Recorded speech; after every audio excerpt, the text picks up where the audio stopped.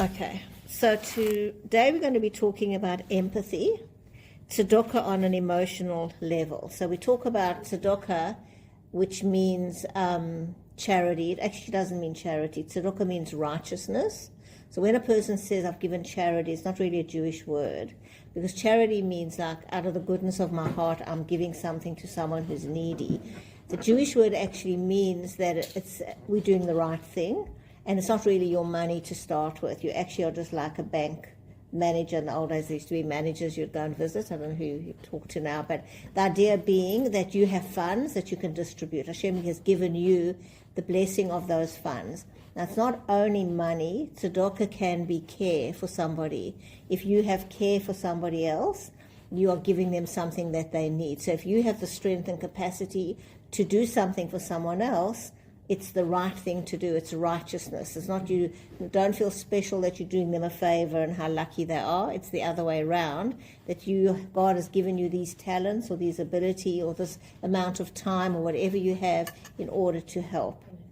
I actually read an interesting story. One of the stories I was reading for Shabbos, they were talking about how when people go out of their way for somebody else, especially somebody lonely, they gave two real examples of someone who couldn't have a child for a very long time, and he found out there was somebody who was very lonely in his community, and he started visiting that person regularly, and after like 19 years they had a baby. And he was saying he believes it's in that merit, and we say it's very easy to spend time with people you like. But the kind of mitzvah where it's an emotional tzedakah to say that person is lonely and I have the time and I have my own friends and family, I have the capacity, I have the assets to give, to really go out of your way to care about other people. So there are lots of ways one can give tzedakah. And someone else was telling me on Shabbos, she works in Devorah's garage. So they have a garage where people drop off clothing, and they only take good clothing, they don't take rubbish. People have got rubbish. They don't need more rubbish. It's good clothing. And this woman who works there a lot, she knows that some people don't want to come because they feel it's shemzach. So she knows people's sizes and what they like. And so when stuff comes in, and sometimes it's brand new stuff and beautiful stuff, she bags it up. And she's not such a healthy woman herself. And she delivers it to people's homes. And she gives them things that they need. And sometimes people then ask her, and so then she advertises. They've got a big list of people, and she'll say, does anyone have, they don't like do male stuff anymore, they don't do shirts and pants, but she was telling me a story about someone's husband needed a jacket, so she put it on whatever group she has, and does anyone, and somebody did have a jacket, but someone else bought one, went to Kmart and bought a brand new jacket. Now, for many people, buying a jacket at Kmart's not expensive, but for this other person, they couldn't. So there are lots of ways one can be involved, but this person who runs it, she spends time thinking about what people need and saving them the embarrassment of actually, if they feel embarrassed, to come in. So these are the kind of things we're talking about, where if you have the means, whatever the means are, not necessarily money, then you should give it. It's your duty. It's the right thing to do. It's tzedek. So compassion is the feeling of sympathy, which the pain of one being of itself awakens in another.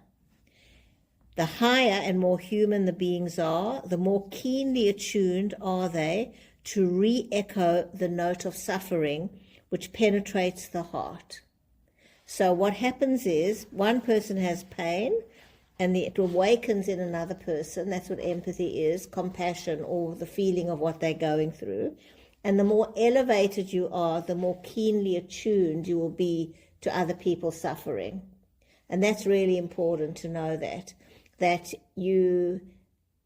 people who are just blunt and don't feel, they're not very emotionally sophisticated.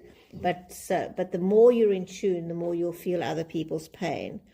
And what he's saying here is, don't suppress the compassion. Don't go, people often today are very into boundaries. I've got to set boundaries, and I'm giving too much already, and I need time for myself. Not a very Jewish approach. Of course, you have to have self-care, but a lot of what's going around now is not the Jewish approach. The Jewish approach is you stretch yourself as much as possible. You're in this world to do good, And when you get to the point that it's damaging you in some way, that's when you have self-care. But you have to be very honest. I could really do it. I don't really need to do that. But if you really need to do it, of course. So don't suppress the compassion, especially with the sufferings of your fellow man. And I've been hearing so much of quite famous people talking about this thing about looking after yourself. And when we have so many people, more and more depression, and it's not getting better with all this advice, because the more people are giving, actually the better their mental health is. And I saw lately, I don't know what's coming up on my feed because I haven't searched for it, but older people, a lot of podcasts around older people. It's fascinating.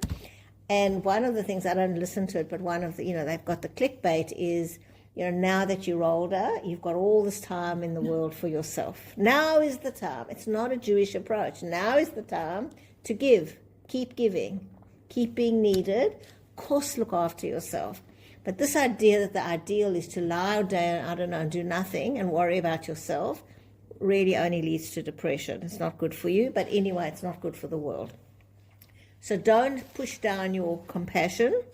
Care about the suffering of your fellow man. It is the warning voice of duty. Bit of an old-fashioned word, duty, but it's true. This duty points out to you, your brother, in every sufferer. We're all in this together. And awakens the love which tells you that you belong to him, meaning her as well, right? Old-fashioned English. When you feel it, we're all in it together. Do not suppress it. If you thrust it back too often, it will no more well up of itself, and you'll have cut yourself off from the company of your fellow creatures. So that's what happens. If you keep cutting it off, you will become indifferent, but you'll also be cutting yourself off from your fellow man. Your heart becomes a stone, and there no longer sounds in it the voice of God, reminding you of your mission. Yet be on your guard against letting sympathy degenerate into a hypersensitivity which identifies itself with the sufferer to such an extent that it retains no composure or power or strength to help. So you've got to have the balance of having empathy, but not sympathy to the point where you can't help. So if you break down because you're so in tune with what the person's doing, you're not going to be much help. Just like if you give away all your money and now you're poor, you're no help to anyone. You're only meant to give 10 or 20%. You've got to keep enough for you so that you can function and keep giving. And it's the same thing. You need to not cut yourself off and be a stone, but don't become so identified that you can't function either. So this is really, really important. I found it when I was watching, before Eurovision, I found this on YouTube. His name is Shady Shay. I don't know if any of you have seen him. He's a black guy, he's English, and I didn't realize this, but he's very pro-Israel, and it's so interesting now to watch him. And how I saw it was when, I can't remember her name now, that girl, the Israeli Eurovision, he played her song before the finals, and he gets very emotional. Oh, I did see that. Yeah, and he goes, oh my God, and he goes, he's just so cute, right? So I see 2 days ago, he's playing the song, Am Yisrael Chai, and the beginning of the words is, we biyachad, and together we will make it. And here is this black guy in England showing the video, and it's got, I actually haven't looked at it with the translation. The translation's really beautiful. And it's all about, we're in this together, and there's all the pictures of all the different Jews, from and non-from, and army, and old and young. It's really worth watching. And so emotional, and he's getting emotional. And then he comments, and I don't know where he gets his information, if it's just from this or others, and he's going, they've got something. Look how they're all in it together, and they all feel each other's pain. And it's so beautiful. And he ends off trying to say, Am Yisrael Chai, but he has a non-Jew who can see it. And the song, though, these are what our songs are about. And it says, if we be yachad, if we together, we can get through everything. And we will get through it. It also talks about HaKodesh Baruch Hu, which is good. It also mentions God, of course, with God's help. But that outsiders can recognize it, but it's a real thing. If we're in this together and we care about each other, and that's why I'm not joking. Bring the issues. You're going through a hard time. It's okay. We're here to give each other support. We need to feel for each other and be there for each other. Very, very important. And we will and can get through everything. So one of the most loving forms of compassion is empathy. Empathy consists of 3 parts. A is acknowledgement. Acknowledge the other person's pain. B is duplication. Awaken a similar feeling in your heart.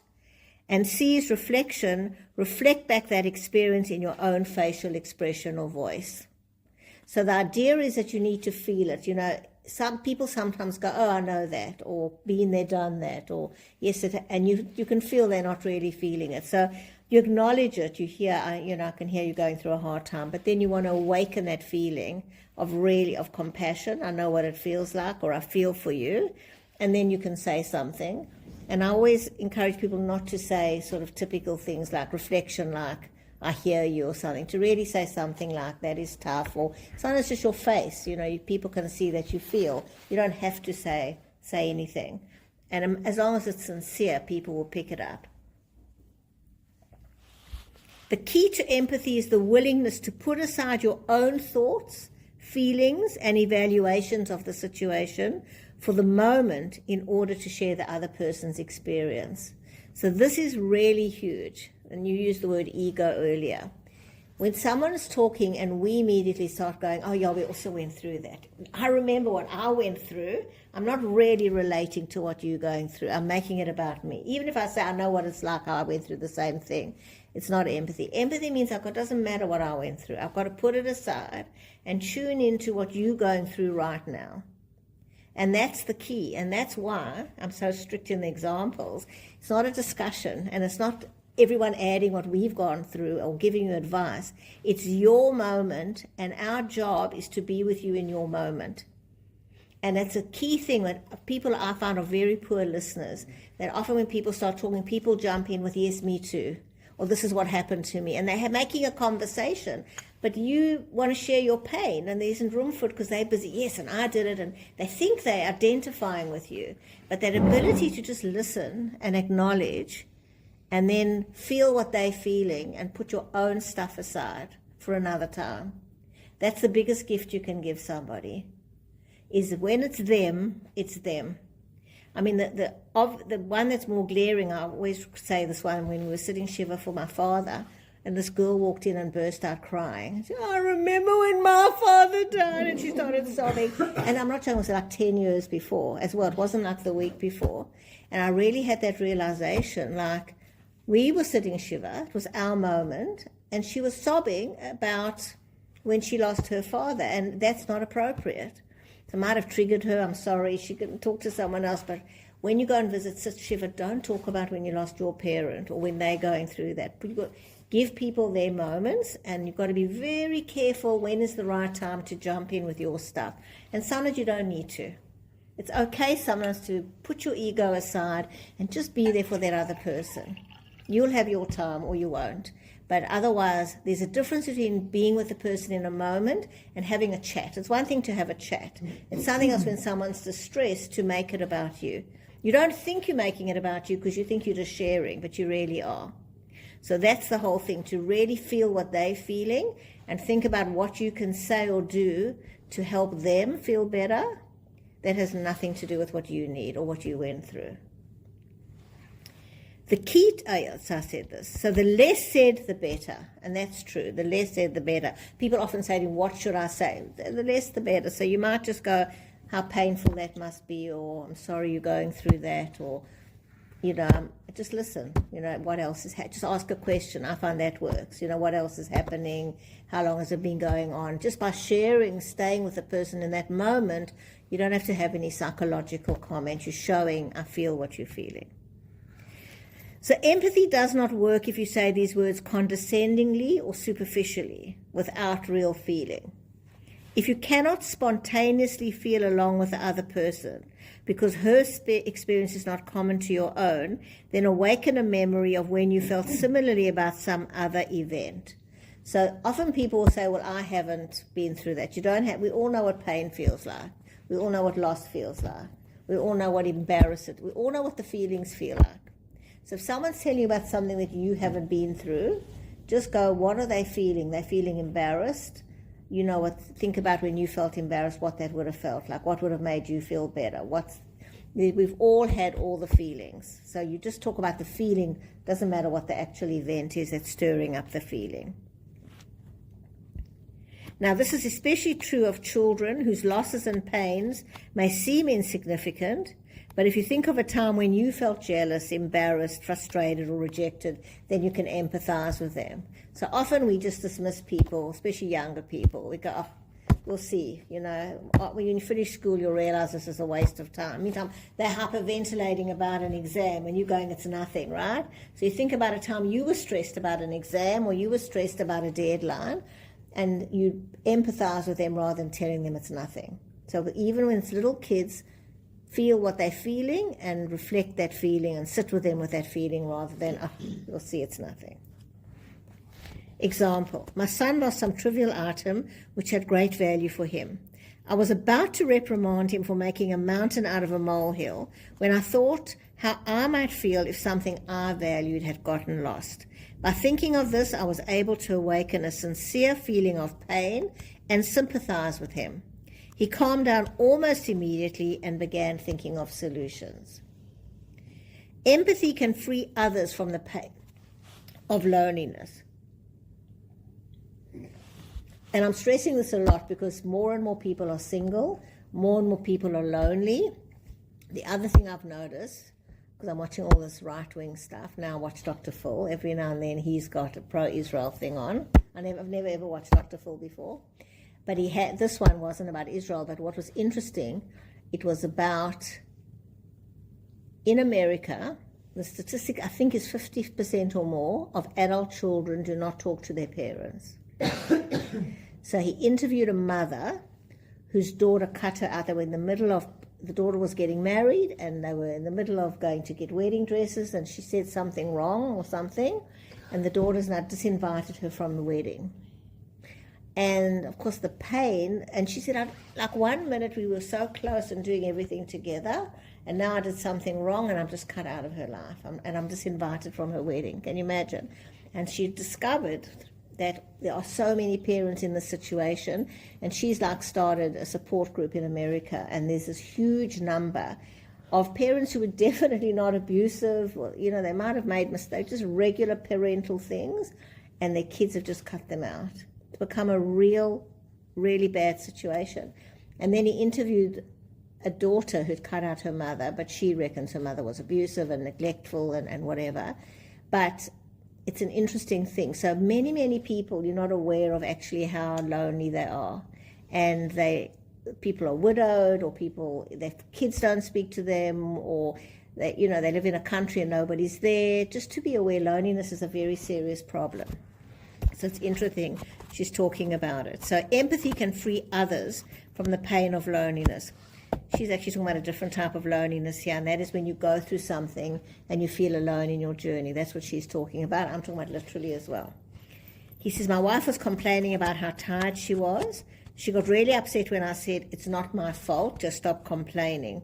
Finally, I realized how callous that sounded. I said, wow, it's really hard to function when you've been up all night with one sick kid after another. Is there anything I can do to help? It was like magic. She brightened up and said, now at least she didn't feel so alone. So that's the thing. If someone's going through something, it's up all night, and someone empathizes, you don't feel alone. But even the loneliness, I was somewhere today and there were 2 widows sitting there, and there was just this awareness, like the journey that they're going through of sitting there. And it was actually for the first time I realized the ones on a dating app was quite an interesting thing for me at my age, that they were talking about dating apps and they're lonely, and it's like you suddenly don't want to talk about you going home to your husband. They don't care if your husband's sick or not. It's not even about that. They're going home to an empty place. And it's a lonely journey. And they were talking about what their journey is, whether you go on a dating app. They've got no one to share it with. What do you do? So these sensitivities that people look like they're functioning, but people go through all kinds of different things. And loneliness is a big one. So empathy is the symbolic touch which can make an emotional bruise feel better. If the other person's pain is slight, you will usually find that a minute or 2 of empathy is enough to bring relief. If there's greater loss or real grief, it'll take longer, and you may have to go through this process over and over. Do not worry that the person will get stuck in this painful state. The opposite is true. People who can't talk about their pain are the ones who get stuck in negative emotional states. Empathy creates a bond which reassures others that they're not alone and brings people out of their isolation. So what often people say is, I'm worried if I give this person time, if I give a finger, they'll take my whole arm. So I'm rather not going to give. She's saying the opposite happens. When you give people empathy, they won't get stuck, and I always call it filling the cup. They often become less demanding because they get what they need, especially if it's people in your family. You'll see if you give them the time they need, if you sit down and listen, they'll often go off quite happily. If you keep telling them to leave you alone, they keep coming back. So don't worry, if you give people time, they're not going to get more needy. Usually the opposite happens. So Hasidic tale illustrates this point. A wise man of a small village was told of a young man who'd gone crazy. The latter, the young man, had locked himself in a small room, undressed completely, and crowed like a rooster day and night. No one could reach him with logic or threats. Finally, the wise man climbed in the window and joined the man. The wise man undressed and crowed just like him.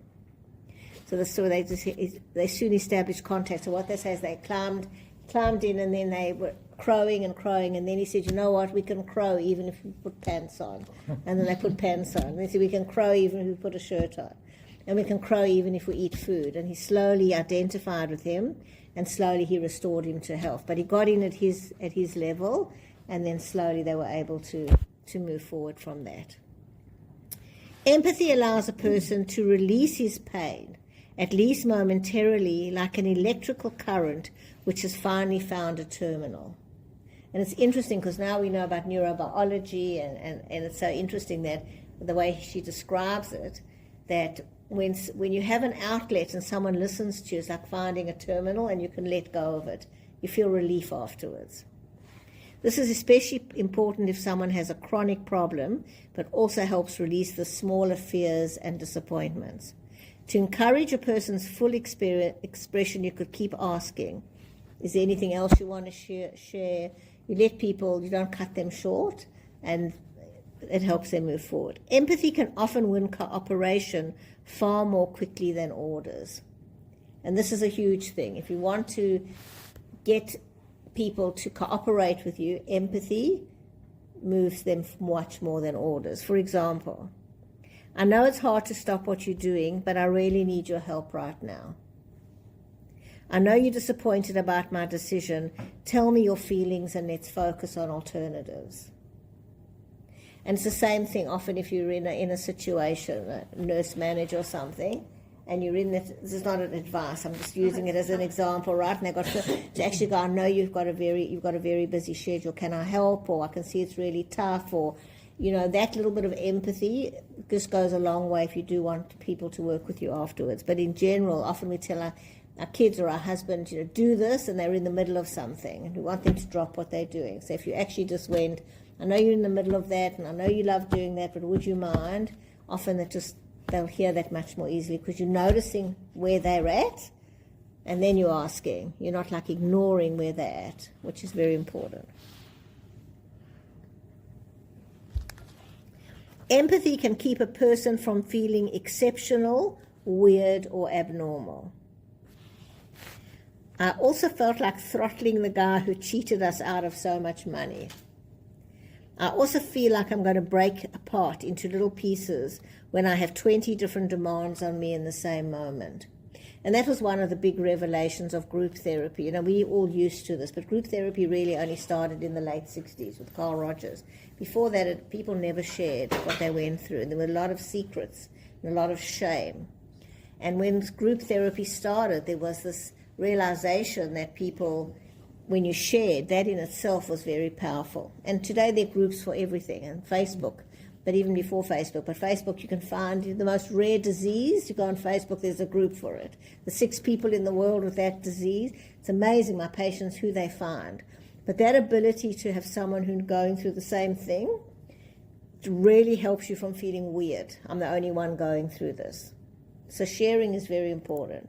But as I said, not when they're having their moment. That's not when to share. But the idea is that when you do share and you actually realize other people have gone through it, it just does make it easier. Empathy can open up communication. I see that you hurt.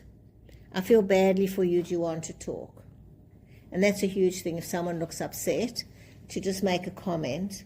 I can see you don't look yourself. Is everything okay? I'm here for you. But not in a, I'm here for you, I always say, can say I'm available if you'd like to chat now, or could I call you tonight at 9 p.m. Don't just say, if you want something, let me know. People never do that. If you see someone's upset, so I really would like to chat to you, I'm available, can I call you at 9 o'clock tonight? And people will respond to that. And they might never take you up on it, but just that feeling that someone noticed and would set aside time is a fantastic feeling. Someone actually cares about me, I'm not alone, I'm noticed. There's some general rules to follow in being empathic. Be congruent. Don't go above or below the pain level of the other person.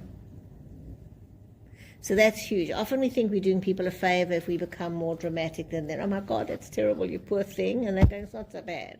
Right? Then they've got to be like, so the idea is to sort of work out, be where they're at. Don't over or under where they're at.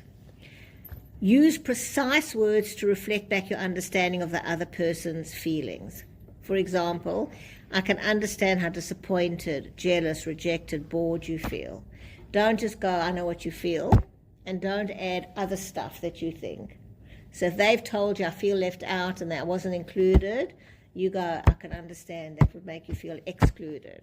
You don't go, and jealous, and this. You don't have to diagnose, So it's helpful to listen to what people are saying and then just use specific words. Never argue with what the other person is feeling. A person's feeling are her reality at that moment. Saying you don't really feel that way creates distance and antagonism. So it's interesting, when I was studying decades ago, we had a psychoanalyst. Her name was Yvonne Blake, and I always remember her in the Wits department on the 4th floor. We'd go for our supervision there, and she said, if you have a patient and the patient tells you something and you interpret it wrong, and you interpret, I can see you very angry, and they're kicking and screaming, and they go, I'm not angry. You agree with them, they're not angry. So always it's exactly this. You can't tell someone what they're feeling and you can't disagree with them. So often what I have is often you'll have people where you can see clearly that they, let's say, very jealous, or they're very, but they're not ready to hear it. So if you interpret too early and you go, look, I actually think you're very jealous, doesn't help. The person's got to be really ready, and they've often got to bring it themselves. So you can often see it long before the other person, and then they've got to come to it on their own. So it's about really, you don't have to be a therapist, you just have to feel in your heart where someone's at and just listen. Listening is really, in fact, Adina had a in-service on Wednesday, and it reminded me they do a thing actually it was our ex-next door neighbour in Dover Heights, Dr. Zelikovitz. He's a pediatrician in the North Shore, he does this watch, wait and wonder. Do you know what it is? Yeah. So what he does is he trains parents. So I didn't listen to the whole thing, but I know a little bit about it. So if a child is playing a game, you watch, you wait, you don't interfere, you don't add comments, and you wonder. But that's what they do, is they think about what's behind it. So what often parents do is we watch and then we interact with the game and we affect it. So he's talking about the ability with good connection is to just watch and wait and see how the game unfolds without. So he gave an example about a child who was acting out with a dragon, and the dragon was like very angry with the mother, and then the mother started kissing the dragon. She was trying to be sweet, but it interrupted what the child was doing. So the idea is the capacity to just wait and see where the game is going, and the wondering is, where is it going? Let's see it, just with curiosity. So the same thing, if someone is talking, just watch and wait and listen and just show you care. You don't have to jump in and give advice or to identify. You don't have to do anything. Just watch, wait and wonder. Don't philosophize or reassure at the moment of another's pain. Just listen. And this is a huge thing. People love to philosophize. So I'll read you the quote first, because when I first learned this, it was very life-changing. So it says in Pirkei Avos, do not pacify thy fellow in the hour of his anger, nor comfort him in the hour when his dead lies before him. So if someone is burying their dead, don't try and comfort them. Just be with them in that moment. And why I'm saying this with life is that I often found that, people will come in and they will say, he's in a better place. Or Hashem only takes the good. People come with rubbish. Or sometimes people come with deep philosophies. It doesn't help you. You don't philosophize. When someone's going through a hard time, don't tell them it's for the good. Don't try to explain it to them. Just be with them in their emotion. There's nothing worse, actually, when someone tries to rationalize and explain to you how good it is for you or why. You'll see it's all going to turn out for the best. All the things that people say. When that person gets to that themselves, very nice. But don't do it when people are upset. Just allow them to be upset. Let the other person express himself fully before you reflect. So if you are going to reflect, just wait and wait and wait until they're finished. And that ability to sit, we call it and hold a space and just let a person talk and be very interested and curious in what they're saying until they're finished. And you'll see when they're finished. Don't try to smooth things over. That's what I was saying with expressions like this too shall pass. Or you think you have problems. You should hear about my poor neighbor. Don't scold. You're such a kvetch. You should be counting your blessings instead of complaining. Don't pretend to empathize if you don't care about the person or the problem. So if you really don't care, then don't do it. And that's okay. Sometimes it's okay to say, I can't do this. So let's say it's someone that you know quite well. Let's say it's a family member or something, and something happens and you don't want to be involved and you can't feel empathy. Sometimes you actually have to say, I'm not the right person. I have to recuse myself. I can't do this. That's better than sitting there and not being in tune. Keep your comments simple. That's really painful. Compassion is a mitzvah. Endorse yourself for taking the time to show that you care. An essential part of loving others is to take the time to see things from the other person's point of view, even if you disagree. So I was listening to a politician today. It was very interesting. So some Israeli thing, and he was talking about the guy who was asking the question said, because now it's a ceasefire, peace, what should we do? And he said, how do I explain to my 13-year-old the difference between left and right? And this guy, who is a guy who negotiates, he's a big negotiator. He was involved in Gilad Shalit.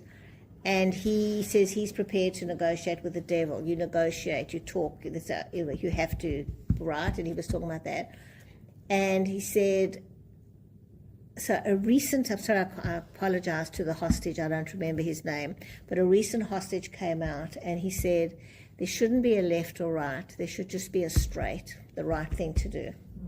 And we all know the right thing is to get the hostages back. And if people are arguing about that, there's certain things in life that are just straight. They're in the middle. And many mitzvahs are like that, like compassion.